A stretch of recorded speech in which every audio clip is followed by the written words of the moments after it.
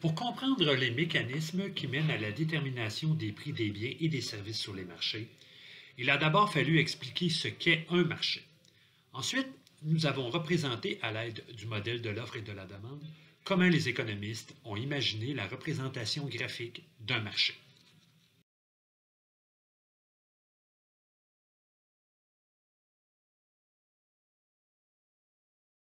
Au cours de la leçon précédente, nous avons par ailleurs montré différents déterminants, appelés aussi facteurs, de la demande. Ces déterminants peuvent déplacer la courbe de demande initiale, nommée ici D0, vers la droite ou vers la gauche. Jusqu'à présent, vous avez fait des exercices sur les déplacements de la courbe de demande. Toutefois, il y a encore un déterminant de la demande que vous n'avez pas encore vu dans les exercices. Il s'agit du prix des biens substituts et complémentaires dont nous allons traiter dans ce qui suit.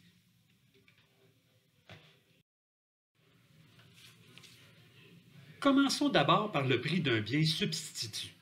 Qu'est-ce qu'un bien substitut? C'est tout simplement un bien que l'on peut remplacer par un autre assez facilement. Par exemple, le beurre et la margarine peuvent se substituer assez facilement l'un à l'autre. Évidemment, ils n'ont pas exactement le même goût, mais ce sont deux produits qui ont plusieurs caractéristiques communes. Aussi, si le prix d'un de ces deux produits venait qu'à exploser, par exemple celui du beurre, il y a fort à parier qu'un grand nombre de consommateurs de ce produit se tourneraient alors vers son substitut, soit la margarine. Afin de bien comprendre l'impact que peut avoir le prix d'un bien substitut sur la demande d'un bien apparenté, donnons-nous un exemple simple. Imaginons par exemple que tous les étudiants de la présente classe assistent à un match de Super Bowl dans un restaurant. Posons les hypothèses suivantes. Tous les étudiants du restaurant ont 20 $ dans leur poche. Aucun étudiant n'a de carte de crédit ou de débit. Personne n'entre ou sort du restaurant et on vend seulement deux sortes de bières, de la Molson Export et de la Budweiser. Dans ce cas, on peut se poser la question suivante. Qu'arrivera-t-il à la demande de Molson Export si le prix de la Budweiser diminue? L'économiste qui désire répondre à cette situation le fera à l'aide de deux graphiques. Dans un premier temps, comme on parle de deux produits différents, il commencera d'abord par tracer deux graphiques pour deux marchés différents, car deux produits sont en cause dans ce problème. La Budweiser et la Molson Export. Ensuite, puisque la question réfère à la demande de Molson Export, il tracera une courbe de demande fictive initiale sur le marché de la Molson Export. L'économiste refera également la même chose sur le marché de la Budweiser, en traçant la courbe de demande de Budweiser. À présent, répondons à la question en se plaçant d'abord du côté du marché de la Budweiser. On mentionne dans la question que le prix de la Budweiser diminue.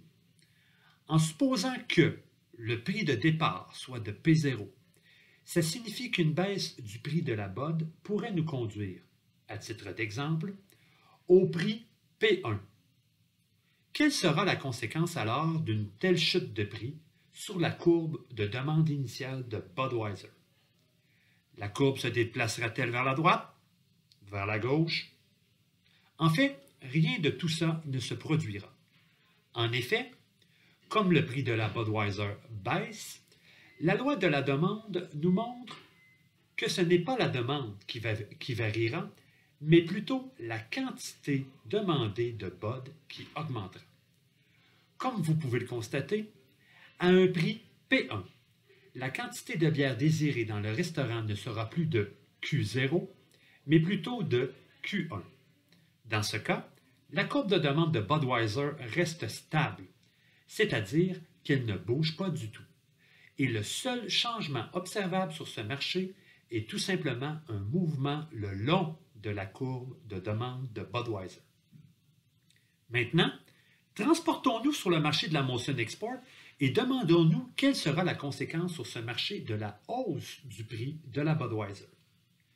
Pour les étudiants assistant au Super Bowl, le fait que le prix de la Budweiser ait baissé rend ce produit plus attrayant qu'auparavant. Aussi, au total, l'ensemble des étudiants ou consommateurs présents dans le restaurant désireront se procurer davantage de Budweiser qu'avant. Dans ce cas, la courbe de demande de Molson Export diminuera et se déplacera vers la gauche, car c'est le prix d'un bien substitut à la Molson Export, ici le prix de la Budweiser, qui a varié et non celui de la Molson Export. Or, tel que nous l'avons vu précédemment, le prix d'un bien substitut fait partie, au même titre qu'un changement dans les goûts et les préférences des consommateurs, de la liste des déterminants ou facteurs de la demande qui peuvent contribuer à un déplacement complet de la courbe de la demande d'un produit. Qu'arriverait-il à présent à la demande de Molson Export dans le restaurant si, au lieu d'assister à une chute du prix de la Budweiser durant le Super Bowl, on observait plutôt une baisse du prix des ailes de poulet, un bien complémentaire à la bière?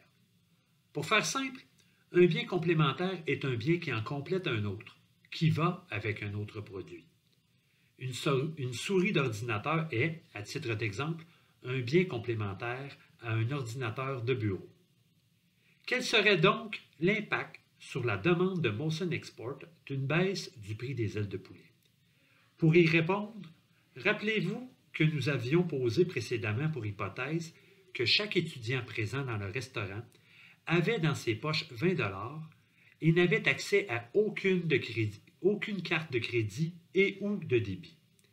Dans ces circonstances, on peut s'imaginer qu'à un prix de départ de 2 $ l'aile et un prix de départ de 5 $ la Molson Export, qu'un étudiant ne pourrait se procurer à lui seul plus de 2 bières et 5 ailes de poulet, en supposant évidemment qu'il dépense la totalité de ses 20 $.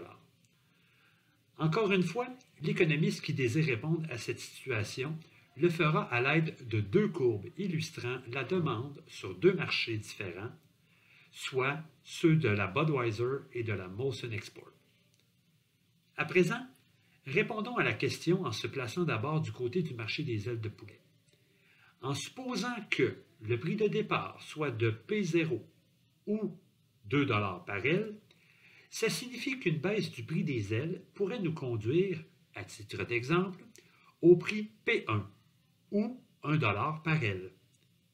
Quelle sera la conséquence alors d'une telle chute de prix sur la courbe de demande initiale D0 des ailes de poulet? Strictement aucun. En effet, comme le prix des ailes de poulet baisse, la quantité demandée d'ailes augmentera de Q0 à Q1. Logique, car désormais les étudiants du restaurant peuvent obtenir 5 ailes pour 5 $ au lieu de 10 $ comme c'était le cas au tout début. Comme vous pouvez le constater, la courbe de demande d'ailes de poulet reste stable, c'est-à-dire qu'elle ne bouge pas du tout. Et le seul changement observable sur ce marché est tout simplement un mouvement le long de la courbe de demande d'ailes de poulet. Toutefois, sur le marché de la Molson Export, il y aura un impact sur la demande de Molson X car le prix des ailes de poulet est maintenant moins élevé, 1 $ au lieu de 2 $, ce qui fait en sorte que chaque étudiant se dégagera un 5 $ de plus pour se procurer une bière supplémentaire. Les étudiants, qui avaient au départ chacun 20 $ dans leur poche, auront l'impression que leur revenu s'est accru de 5 $, ce qui est bien entendu faux, car nous avions posé l'hypothèse que les étudiants ne pouvaient accroître leur revenu une fois assis dans le restaurant. Ils ont toujours 20 $ dans leur poche, mais le fait que le prix d'un bien complémentaire baisse, ici le prix des ailes de poulet, leur donnera le sentiment qu'ils sont plus riches qu'avant. En économie, on appelle ce phénomène l'effet revenu. Aussi, au total, l'ensemble des étudiants ou consommateurs présents dans le restaurant désirera se procurer davantage de Molson Export qu'avant, car le revenu fait partie, au même titre qu'un changement dans les goûts et les préférences des consommateurs, de la liste des déterminants ou facteurs de la demande qui peuvent contribuer à un déplacement complet de la courbe de la demande d'un produit.